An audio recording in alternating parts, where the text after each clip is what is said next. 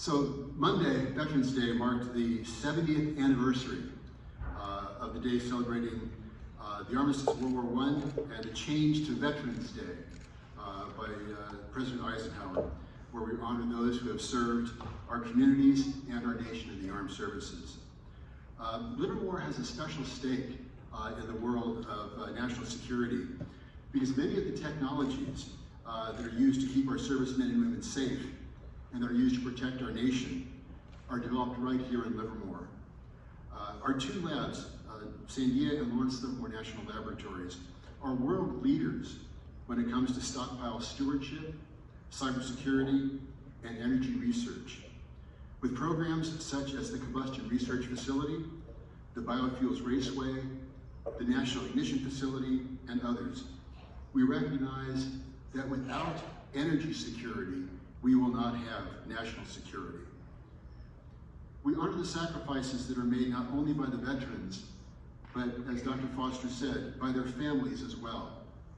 We owe a debt of gratitude to those in the armed forces who sacrifice daily to protect this nation and to preserve our freedoms, but we also honor those that have made the ultimate sacrifice and keep the families who are left behind in our thoughts and prayers.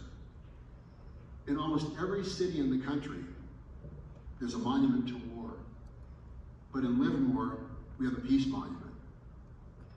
Wars are fought not to prolong war, because that would be never ending, but wars are fought so there may one day be peace. And today, we thank the veterans who defend that peace and defend our nation. Thank you very much.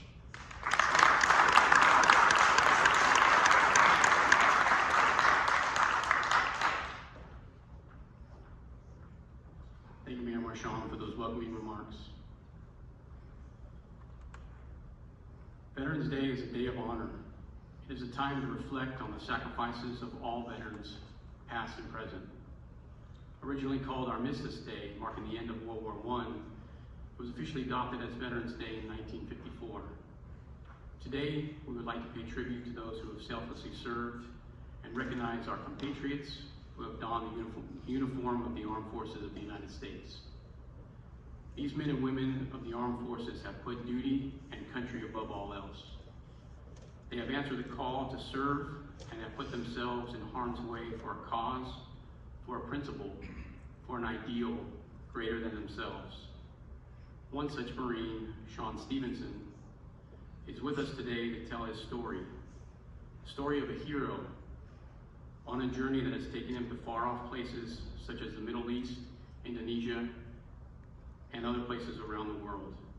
A journey that has taken him to the Marine Corps Special Operations community, then graduating from the United States Naval Academy at Annapolis, and later returning home to California to a successful career at Ernest and Julio Gallo Winery.